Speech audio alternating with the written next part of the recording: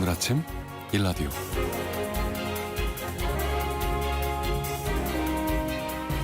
안녕하십니까. 오늘 아침 일라디오 아나운서 정은혜입니다. 최근 제주 바다에서 죽은 채 발견되는 바다거북들이 늘고 있다고 합니다. 한때 중문해수욕장 같은 관광지도 바다거북들이 산란까지 하던 곳이었다는데요. 기후위기와 플라스틱, 무분별한 포획 등으로 2007년 이후 이런 풍경이 사라진 상태고요. 미국과 호주 등지에선 수온과 해변의 모래 온도가 상승하면서 90% 이상이 이제 암컷만 나오고 있다고 합니다. 기온 상승과 암컷이 무슨 상관이냐 하실 텐데요. 거북이는 알을 품은 모래 온도에 따라 부화하는 새끼의 성이 결정되는데 온도가 높을수록 암컷으로 부화할 확률이 높다고 하고요. 이미 암컷이 90% 이상이라고 하는 건 멸종 위기로 가고 있다라는 의미로 해석되고 있습니다. 거북이는 길게는 200살 이상 생존하는 장수의 상징인데요. 이런 거북이들조차 당연 반명하고 멸종 위기에 처해지고 있다는 게 참 안타까운 현실이죠. 오늘은 이런 거북이들을 보호하자는 의미로 지정된 세계 거북이 날이라고 합니다. 거북이들을 보호하는 게 결국 우리를 보호하는 일이기도 하죠.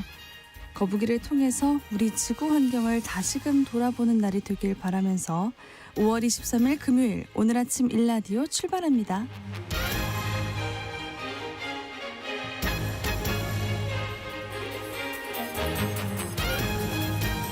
오늘 아침 일라디오 이 시간은 물론 KBS 일라디오의 모든 프로그램은 유튜브 KBS 일라디오 공식 채널이나 모바일 콩 어플리케이션을 통해서 실시간으로 함께하실 수 있습니다. 오늘 팩트연구소 시간에는 산재 사고가 반복되고 있는 식품기업 SPC 계열사 문제에 대해 팩트체크를 해보고요. 언젠가 내 집 시간에는 7월부터 시행되는 스트레스 DSR 3단계에 따라서 내 대출 한도에 어떤 변화가 생길지 살펴보도록 하겠습니다. 네, 청취자 여러분들이 참여하실 수 있는 오늘의 퀴즈 드릴게요. 최근 서울 시내 자치구마다 이 야생동물이 자주 출몰하고 있다고 합니다. 행여 귀엽다, 불쌍하다고 해서 절대 만지시면 안 되겠습니다. 이 야행동물에서 사람도 없는 병원체가 발견되고 있다고 하는데요. 이 야생동물은 주로 야행성이고요. 객과에 해당이 되는데 그중에 유일하게 겨울잠을 잔다고 합니다. 좀 어려운 것 같은데 여기서 결정적인 힌트가 있습니다. 바로 라면 이름입니다.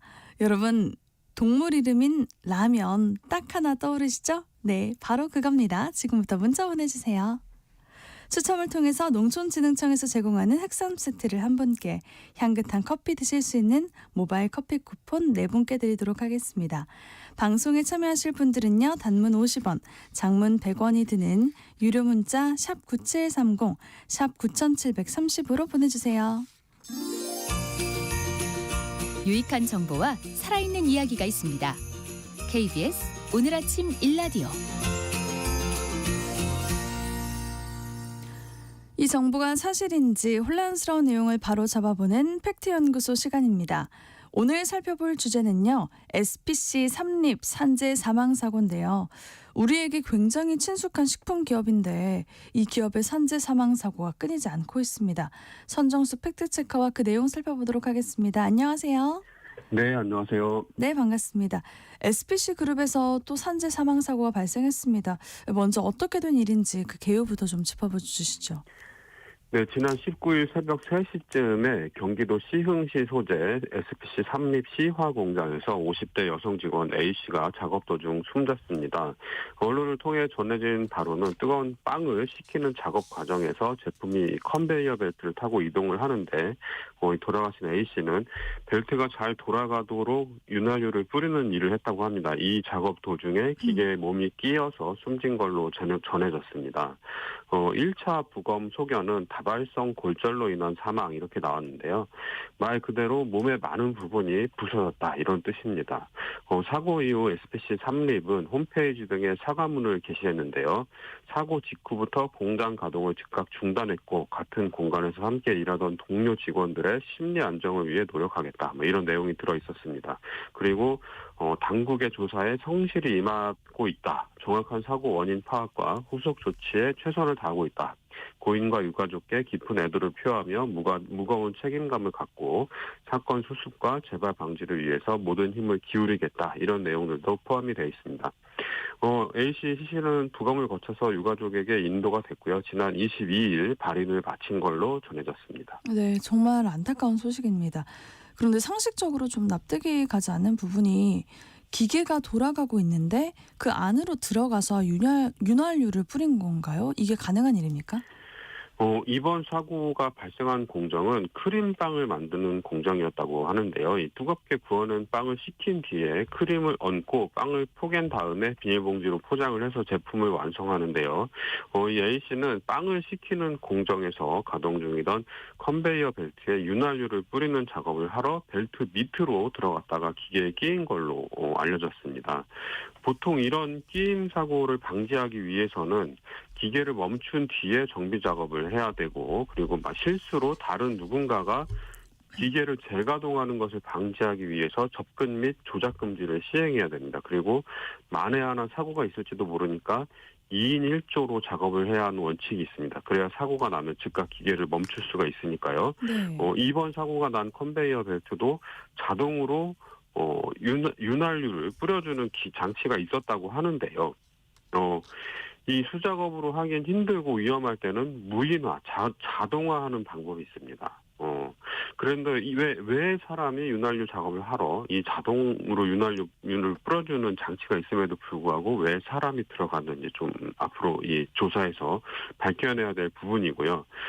작업자의 피로가 큰 상태에선 재해 가능성이 높아지게 되기 때문에 작업 환경을 개선하는 게 필요한데 이 작업장 같은 경우에는 12시간 2교대로 돌아가는 걸로 전해졌습니다. 그래서 공정은 24시간 돌아가는데 사람이 2교대로 계속 교대를 하게 되는 거죠. 그래서 이 작업자들의 피로 누적을 방지하기 위해서 4조 3교대로 이 근무제를 전환하는 등의 조치가 필요하다. 이런 지적이 계속 나오고 있었거든요.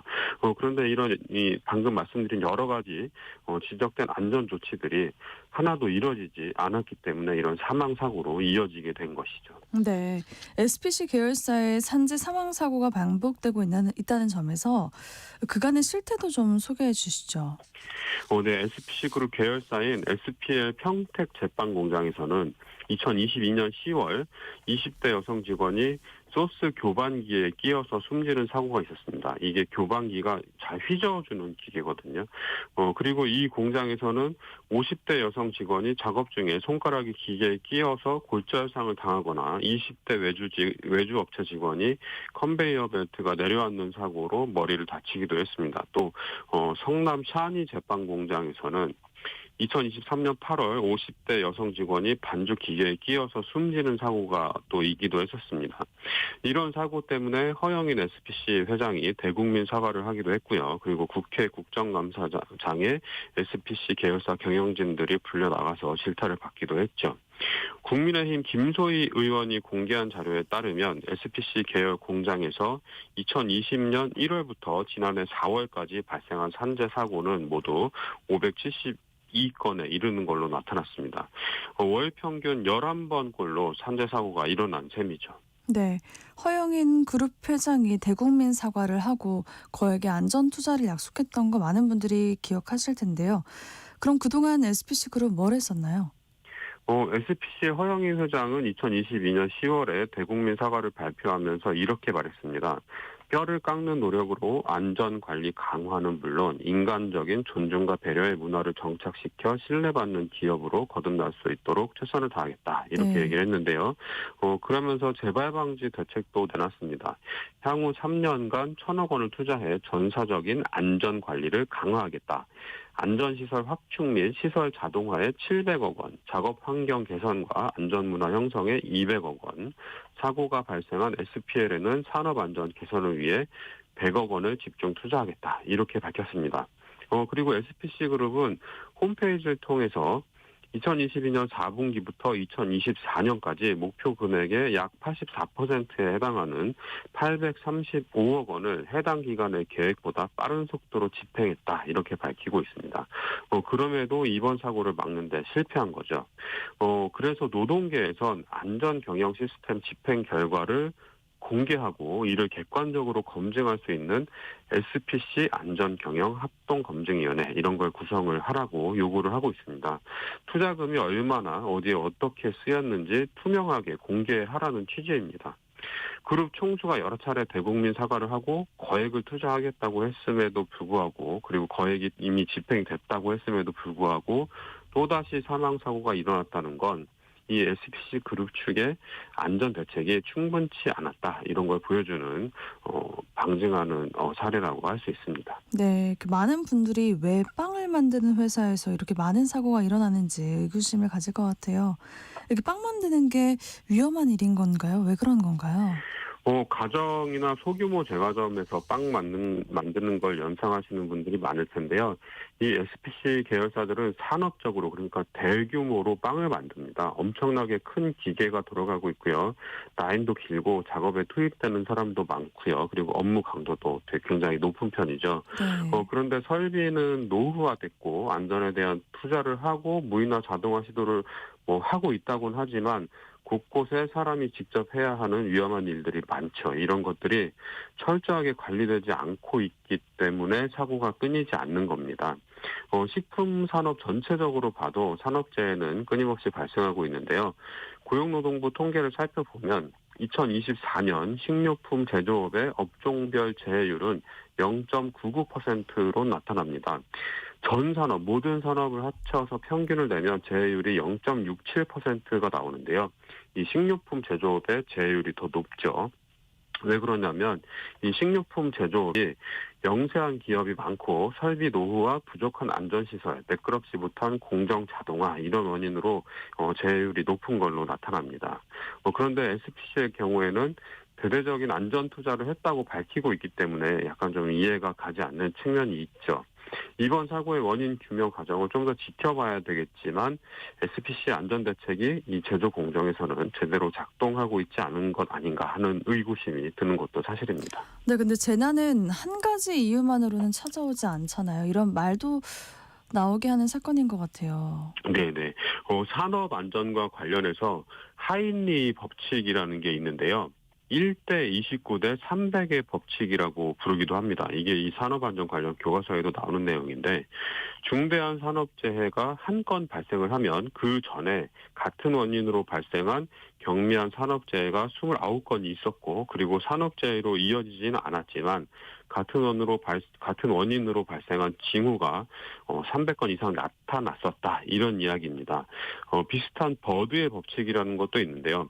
사망사고 한 건이 발생하기 전에 경상으로 이어진 사고가 10건 있었고 물적 피해는 30건, 사고가 날 뻔한 아차 사고 600건이 있었다. 그러니까 무수한 조짐이 나타나야지 그게 대형 사고로 이어진다. 이런 내용입니다. 네. 또 스위스 치즈 이론이라는 것도 있는데요. 구멍이 숭숭 뚫린 스위스 치즈처럼 생긴 장벽을 여러 개 세웁니다.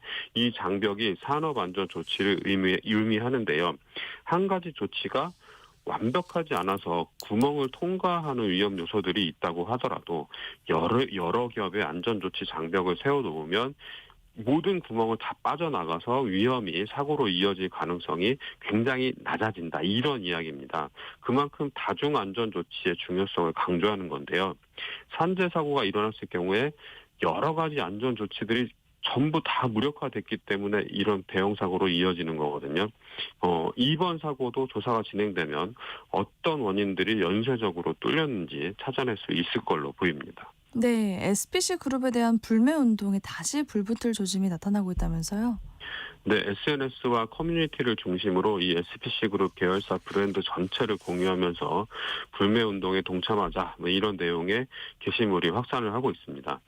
이번 SPC 그룹 불매운동 움직임에 대한 언론 보도도 늘어나고 있는데요. 특히 이번 사고가 일어난 SPC 삼립의 크보빵에 대한 불매운동이 가장 눈에 띕니다. 이 크보빵은 한국 프로야구를 주관하는 KBO 한국야구위원회죠. 이 KBO가 SPC 삼립과 제휴해서 야구 구단을 상징하는 빵을 만든 제품인데요. 이 야구 팬들을 중심으로 이 크보빵을 불매하자는 움직임이 커지고 커지고 있습니다. 올 시즌 프로야구 인기에 힘입어서 이 빵도 출시 3일 만에 100만 봉이 팔리고 41일 만에 1000만 봉이 팔리는 등 이 매출이 굉장히 늘어나면서 이 SPC 삼립의 주가 상승으로 이어졌다, 이런 분석도 나왔는데요. 일부 야구 팬들은 노동자의 피가 묻은 빵을 먹을 수 없다, 이렇게 외치면서 KBO가 SPC와 협업을 그만둬라, 이렇게 촉구하는 분들도 늘어나고 있습니다. 네, SPC 계열 프랜차이즈 가맹점주들 애가 많이 탈 것 같아요. 네, SPC가 워낙 많은 프랜차이즈를 가지고 있다 보니까 이 불매 운동이 확산하면 직격탄을 맞는 것 아니냐 하는 걱정을 하는 분들도 많은데요. 네. 파리바게뜨, 베스킨라빈스가 대표적이죠. 2022년 SPL 노동자 사망 사고 때도 불매 운동이 강하게 일어났었습니다. 당연히 SPC 그룹사 임직원들과 가맹점 관계자들은 매출에 영향을 받지 않을까 우려를 했고, 실질적으로 좀 영향도 있었다고 하는데요. 이게 굉장히 복잡한 문제이긴 합니다. 소비자들이 우리는 노동자의 생명을 중요하게 생각하지 않는 기업은 이용하지 않을 거야, 이렇게 외치면서 불매 운동을 벌이면 정작 기업의 정책 결정 과정에서 사실상 배제돼 있는 가맹점주와 직원들에게 피해가 갈 수 있단 말이죠. 네. 그렇지만 계속 이런 후진적인 사고가 되풀이되는 걸 사회적으로 또 용납할 수는 없는 일이잖아요. 그래서 이 가맹사업법은 가맹계약서의 기재사항으로 이렇게 정해놓고 있습니다. 가맹본부 또는 가맹본부 임원의 위법행위 또는 가맹사업의 명성이나 신용을 훼손하는 등 사회상규에 반하는 행위로 인하여 가맹점 사업자에게 발생한 손해에 대한 배상 의무에 관한 사항, 이걸 넣도록 규정을 하고 있습니다. 그런데 이번 사고는 SPC 삼립에서 발생을 했기 때문에 네. 가맹사업법의 가맹본부로 해석할 여지가 있는지는 따져봐야 될 측면이 있습니다. 왜냐하면 이 파리바게뜨나 이런 베스킨라빈스, BR코리아 별도의 법인에서 이루어지고 있거든요. 원천적으로는 SPC 그룹이 안전관리 책임을 다하지 못했기 때문에 가맹점에 피해를 끼친 원인을 제공했기 때문에 그룹 차원의 선제적인 조치가 필요해 보이는 상황입니다. 네, 그렇군요. 오늘 팩트연구소 시간에는 SPC 계열사의 끊임없는 산재 사고에 대한 여러 가지 정보에 대해서 짚어봤습니다. 선정수 팩트체커였습니다. 고맙습니다. 네, 고맙습니다.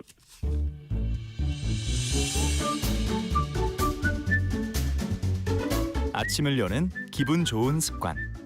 KBS 오늘 아침 1라디오.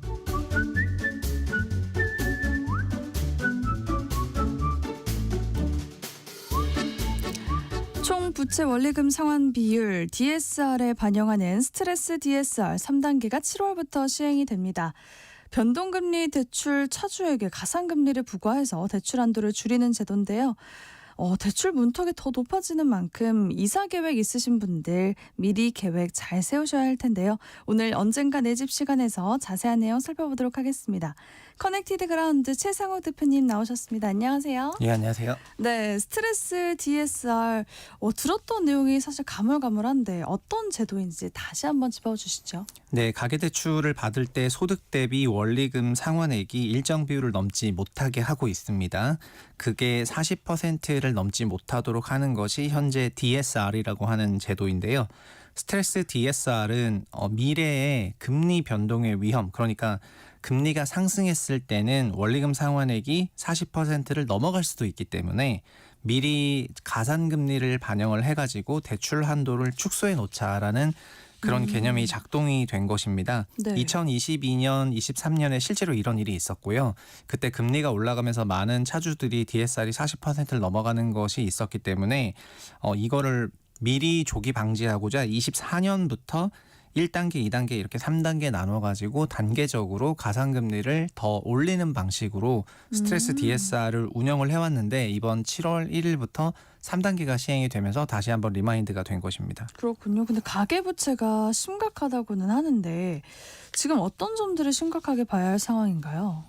네, 일단 가계부채가 심각하다고 하는 부분은 여러 가지가 있는데 첫 번째는 가계부채 규모 자체가 좀 크다는 부분입니다. 지금 GDP 대비해서 90% 수준인 가계부채 비중이 물론 21년에는 GDP 대비 100%였기 때문에 윤석열 정부 초기보다는 부채 총량 자체는 지금 많이 완화가 됐는데요. 네. 문제는 질적인 측면인데 가계부채 연체율이 최근에 크게 급증을 했습니다. 특히 가장 안전한 대출이 주택담보대출인데요. 네. 주택담보대출 그리고 서울시 아파트 주택담보대출이 어떻게 보면 가장 알짜 대출 중에 하나인데 서울시 아파트 주담대 연체율이 0.09%에서 0.3으로 3배 이상 상승을 했거든요. 그리고 최근에는 가계들이 주택담보대출 다음에는 신용대출을 받고 그 다음에는 더 하위 대출로 가게 되는데 그게 카드론이라든가 아니면은 보험을 기반으로 대출을 받는 것을 약관대출이라고 하는데요. 네. 이런 약관대출도 현재는 70조 원이 넘어가고 있고 그래서 한계 차주들이 이런 각종 대출들을 모두 받는 것이 요즘에 여러 통계나 지표에서 나오고 있고 연체율 같은 경우에도 카드론 연체율도 3% 후반인데 이게 10년 동안 봤을 때는 지금이 가장 높은 기간이거든요. 그렇기 때문에 지금 가계대출이 질적인 측면에서는 굉장히 나빠지고 있다. 그렇게 볼 수 있을 것 같습니다. 네. 그 스트레스 DSR은 모든 가계대출에 적용이 될 거라면서요. 3단계 어떻게 적용이 되나요? 네, 아까 말씀드리기를 일단 1단계는 24년 2월에 시작을 했고요. 그때는 은행권의 주담대에 대해서 스트레스 금리는 0.375%만 적용을 했었습니다. 네. 그리고 2단계는 24년 9월부터 시행을 했었고요. 그때는 주담대에다가 신용대출까지 넣어가지고 0.75%를 적용을 했거든요. 3단계는 올해 7월 1일부터 확정을 했는데요. 금융위원회가 주담대에다가 신용에다가 기타 대출을 넣어가지고 은행권과 이금융권을 모두 넣어서 그러니까 가장 강력하게 범위를 넓혀가지고 가상금리는 1.5%로 굉장히 높아졌다라고 보시면 될 것 같습니다. 다만 지방시장이 너무 죽어있기 때문에 지방에 대해서만큼은 2단계와 똑같은 0.75%를 연말까지는 시행을 하고요. 내년부터는 이제 지방 역시 3단계를 시행할 것으로 예상을 하고 있습니다. 그러니까 스트레스 금리라는 것이 결국은 우리가 원래 받아야 되는 주담대 대출 금리에다가 네. 스트레스 금리를 더해서 이자를 더 내는 것이 아니라 더하게 되면은 총 대출 한도가 차감이 되게 되어 있거든요. 한도가 차가 만약에 4% 금리로 빌려야 되는데 1.5를 더하게 되면은 5.5%로 빌리는 것이 아니라 5.5%로 원리금을 낸다고 생각하라는 것입니다. 우리의 소득 대비해 가지고. 그럼 저희가 만약에 3억 원을 빌린다 그러면은 네. 4%를 빌리면은 연간 1,200만 원 정도를 내는 거지만은 네. 5.5%라고 하면은 1,650만 원을 내는 거잖아요. 네. 그럼 제 소득이 5천만 원이라고 하면은 5천만 원에 1,200만 원이라고 했을 때랑 1,650이라고 했을 때랑 그 원리금 상환액이 달라지거든요. 그러니까 소득액은 거의 고정값이니까 소득액 대비 가산금리가 크게 붙기 시작하면은 내가 받을 수 있는 한도 금액이 차감이 되는 형식이 발생을 하는 거고요. 그래서 저희가 내야 되는 원리금이 늘어나는 건 아니지만은 차감된 원리금 결국 대출 규모가 축소되는 그런 형태로 작용을 합니다. 이거를 지금 이미 0.75%를 가산을 하고 있는데 7월 네. 1일부터는 1.5%로 가산금리를 높일 거기 때문에 아마 7월부터의 대출 한도는 상당히 감소가 되지 않을까 그렇게 보고 있습니다. 그러면 이게 7월 1일부터 일단 시작이 되는 거고 네. 그 지방 같은 경우는 내년에 그게 시행이 되는 거죠? 네, 이 지방은 1.5를 한 번 더 해버리면은 지방의 가뜩이나 대출 수요가 적은데 가산금리까지 크게 붙었을 때는 완전히 위축될 수가 있기 때문에 현재 0.75를 연말까지는 시행을 할 예정입니다. 그러면 이걸 이자로 생각하는 게 아니라 대출 한도로 생각을 해야 네, 되겠네요. 예, 맞습니다. 네, 그럼 이 제도를 변동금리에만 적용을 하고 고정금리를 장려하는 이유가 있을까요? 네, 기본적으로 변동금리 대출 위주로 우리나라 사람들이 대출 금리를 많이 받았었기 때문에 특히 2010년대에는 네. 제로금리로 내려간다는 그런 생각을 많이 했기 때문에 장기적으로 보면은 금리가 하락을 할 것이어서 변동금리라는 것은 6개월 단위로 금리를 조정하는 대출 상품을 말하거든요. 네.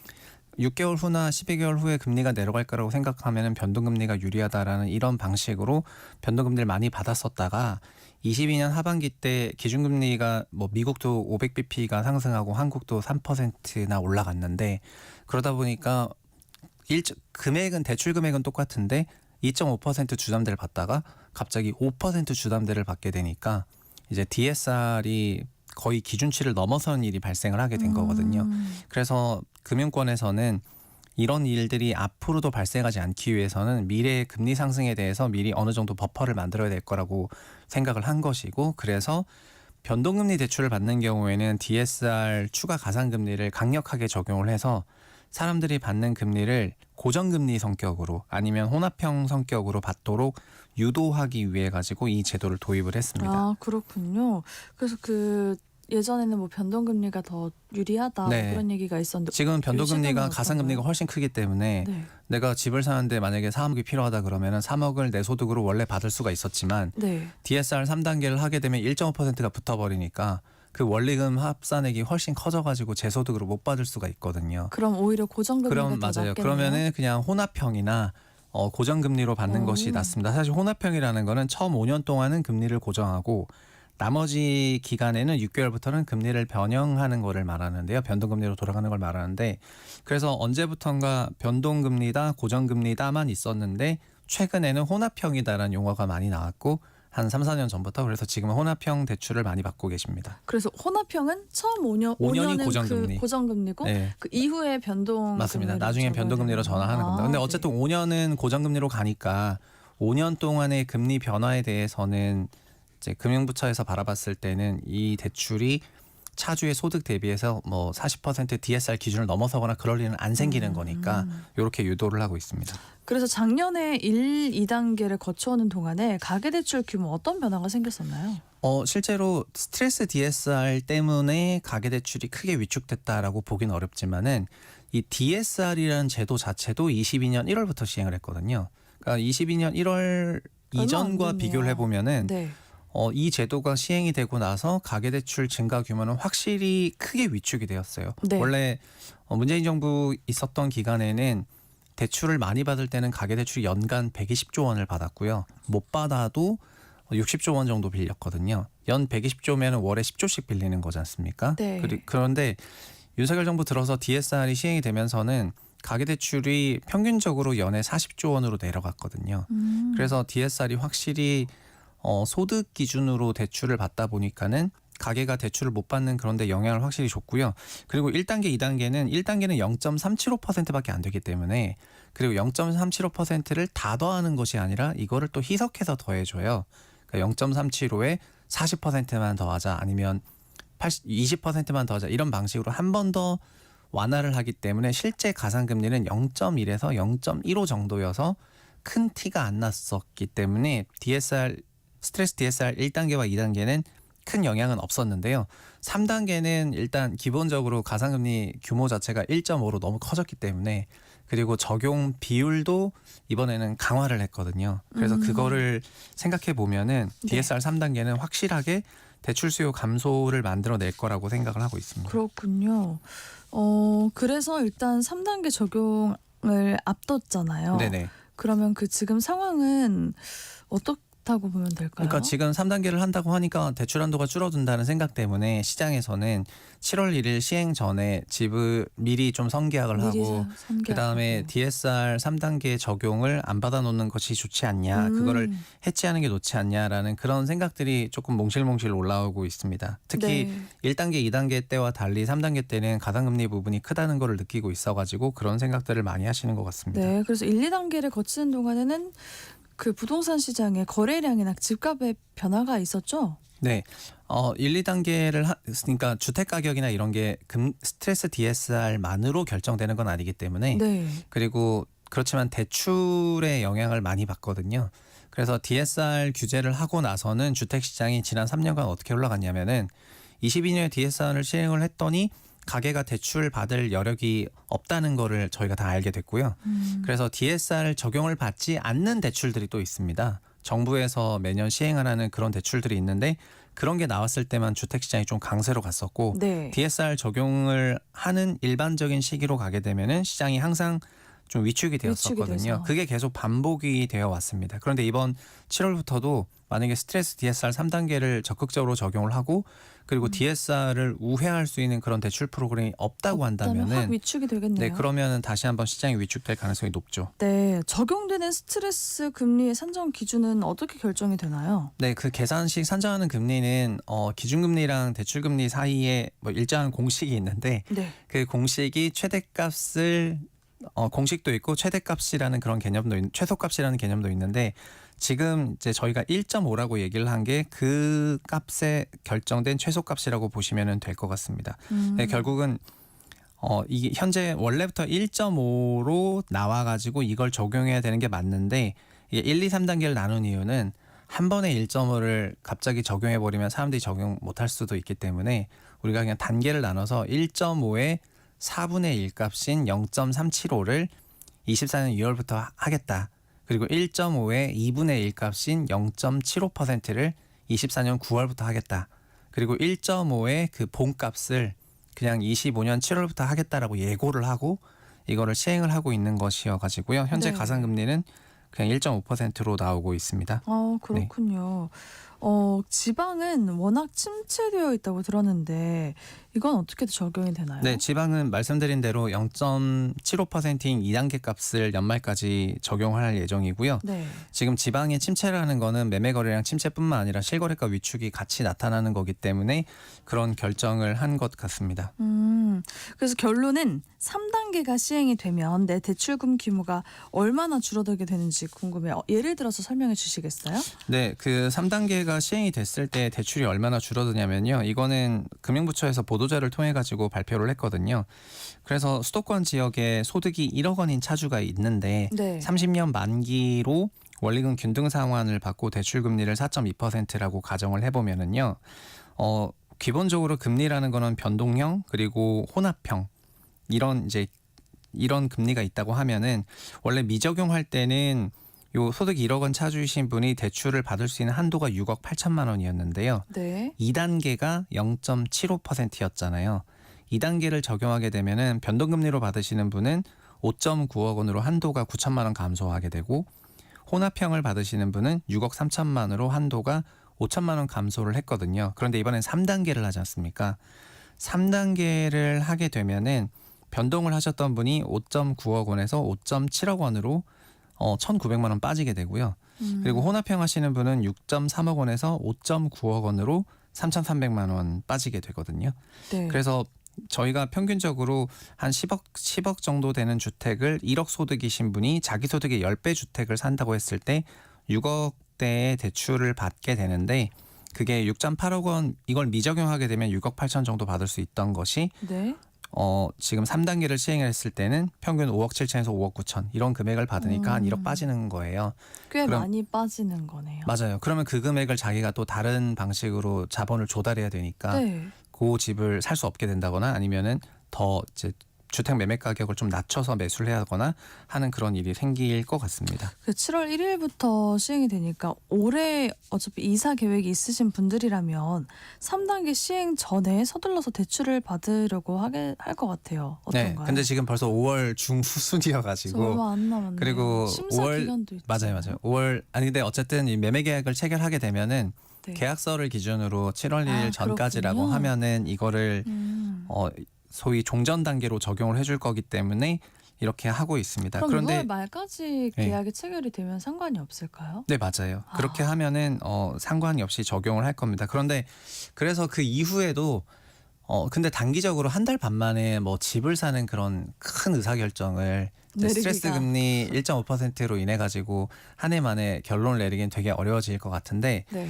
근데 하반기까지 가면은 전반적으로 주택을 구매하는 데 있어 가지고 스트레스 금리가 일반적인 대출에 모두 다가 적용이 되니까 그리고 종전에는 이금융권이나 이런 거에는 적용이 신용대출이나 등등에는 안 되는 게 많았었는데 지금은 이제 많은 부분에서 적용이 되다 보니까 확실히 대출에 대한 그런 압박을 많이 느끼게 될 것 같습니다. 네, 하반기에는 확실히 대출 여건이 좋지 않을 것 같아요. 그런데 요즘에 경제 불확실성이 정말 커서 기준금리를 내릴 가능성이 더 크다고도 하는데 그럼 변동금리가 더 유리해지는 거 아닌가 이런 생각을 할 수도 있을 것 같아요. 네, 우리나라 기준으로 변동금리가 어쨌든 금리를 만약에 25bp 내린다고 할 때마다 네. 대출 금리가 25bp 내려간다고 한다면은 스트레스 DSR 가상금리가 25bp가 안 되면은 네. 그럼 변동금리를 받는 게 여전히 좋거든요. 그렇죠. 네, 그런데 지금 그래서 1단계와 2단계가 별 영향이 없었던 것이 1단계 때 가상금리는 0.375인데 은행 주담대에만 적용하고 적용 비율도 40%밖에 안 되니까 실제로는 가상금리가 0.1에서 0.15밖에 안 됐었기 때문에 네. 6개월이나 12개월 앞에 이 금리 인하가 있을 거라고 생각하면은 그냥 다 변동금리 받았던 거고요. 그렇죠. 그리고 0.75라 하더라도 40%면은 그럼 한 0.3이 되는 건데 0.3 정도가 한 25bp 금리 내린다고 생각하면은 그러면 이게 더 낫다고 생각해서 그래도 변동금리를 받을 만한 요인이 존재했었던 거거든요. 근데 이번에 1.5를 그 적용 비율도 높이게 되면은 그러면은 확실하게 변동금리보다는 고정금리나 혼합형을 받는 것이 상대적으로 금리 부분에서는 유리해질 것 같습니다. 그러면 일단 네. 그렇게 헷갈리실 것 같은데 어떤 걸로 결정을 해야 할지 고정금리, 변동금리 중에 그러면은 지금은 그러니까 우리나라가 금리를 인하할 것이라는 것이 뭐 높은 확률로 예측이 되고 시장금리는 이미 금리 인하를 선반영을 하고 있고요. 네. 시장금리 선반영 부분을 고려했을 때는 어쨌든 상반기까지는 변동형 금리를 하더라도 제가 생각하기에도 크게 불리한 건 없었다고 생각을 하는데요. 네. 스트레스 3단계를 시행을 하게 되면은 수도권에서는 1.5를 거의 100% 곱하기 때문에 그러니까는 이런 혼합형 금리나 고정형 금리를 선택하는 것이 훨씬 더 유리하다고 생각이 되고요. 네. 비수도권 같은 경우에는 어쨌든 0.75로만 2단계 금리를 적용하고 있기 때문에 비수도권에 계신 분들은 변동형 금리를 선택한다 하더라도 큰 불이익은 없을 것 같습니다. 왜냐하면 하반기로 갔을 때 금리 인하가 어느 정도 그 스트레스 가상금리를 충분히 완화를 시켜줄 것 같거든요. 수도권에 계신 분들은 혼합형이나 주기형이 유리하고 고정금리가 유리하고 그다음에 비수도권이신 분들은 그냥 선택지가 있다. 이 정도로 정리하는 게 좋을 것 같습니다. 그렇군요. 그러면 3단계 시행까지 가면은 네. 정부에서는 어느 정도 효과를 기대하나요? 3단계 시행으로 갔을 때 정부가 기대하는 효과는 말 그대로 가계 대출의 그 고정금리화 그 비중을 본인들이 타겟하고 있는 비율이 있거든요. 네. 지금 변동금리 비율이 많아가지고 22년, 23년에 그런 높은 변동성이 있었기 때문에 가계대출 전체를 고정금리화로 하려고 하는 그런 목표치가 있어가지고 그런 것들을 뭐 이제 추구하고 있는 그런 상황입니다. 그러니까 사실은 뭐 가계대출 전체가 고정금리 대출로 바뀐다는 건 이론상 불가능하지만은 그거를 50% 이상을 그렇게 바꿔 나가게 된다면은 향후 거시금리가 변한다 하더라도 가계대출 쪽에서 문제가 발생하진 않으니까 그런 생각을 하고 있는 것 같습니다. 그리고 원래 들어보면 이런 건데요.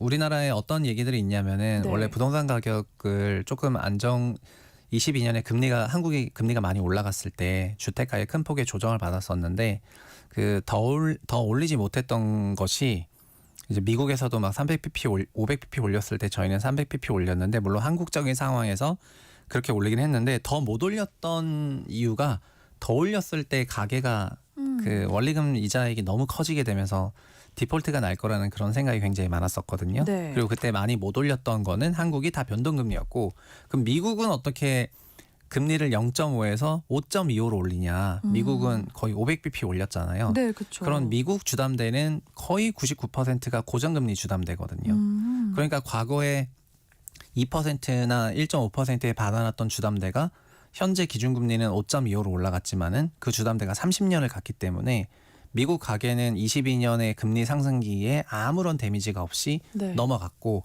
한국 가계는 역설적으로 그 당시에 변동금리 대출이 절반은 됐었기 때문에 2.5%의 대출금리 받으셨던 분이 갑자기 5%를 받게 되니까 22년, 23년에 대출 이자로 인해 가지고 네. 주택을 내다 판다거나 아니면 이제 연체라든가 이런 부분이 많이 발생을 했었습니다. 네. 그래서 근본적인 목표는 결국은 미국처럼 우리도 주담대 같은 경우에는 30년급 대출은 고정금리화 하려는 그런 생각이 있는 것 같고요. 네. 그리고 좀 더 끌고 가면은 2008년 글로벌 금융위기도 미국에서 변동금리 대출이었는데 서브프라임 모기지 대출이. 네. 근데 그때도 금리를 올리니까 파상이 일어나면서 주택시장이 붕괴를 했거든요. 그래서 네. 08년 이후에 다 고정금리로 바꿨고 한국은 22년을 겪었으니까 그거를 기준으로 우리도 지금 고정금리로 다 바꾸려고 하고 있습니다. 그렇군요. 하반기 계획 있으신 분들은 미리 잘 생각하고 계획하시는 게 좋을 것 같습니다. 언젠가 내 집 시간 오늘은 스트레스 DSR 3단계 시행이 확정된 소식과 내 대출 한도의 변화에 대해서 살펴봤습니다. 커넥티드 그라운드 최상우 대표님과 함께했습니다. 고맙습니다. 네, 감사합니다. 네, 오늘 퀴즈 정답 너구리였습니다. 1833님 너구리, 6071님 너구리, 1573님 너구리. 저는 시골에 살아서 너구리를 가끔 봅니다. 마냥 귀여운 동물인 줄 알았는데 조심해야겠네요.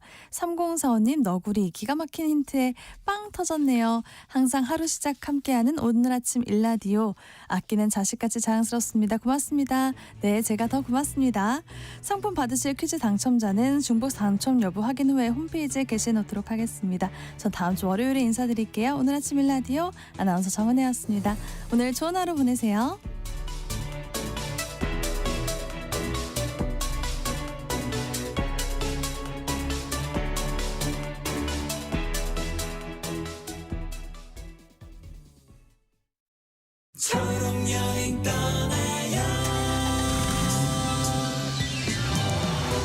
시각장애인인 지윤 씨는 책 읽는 걸 좋아합니다.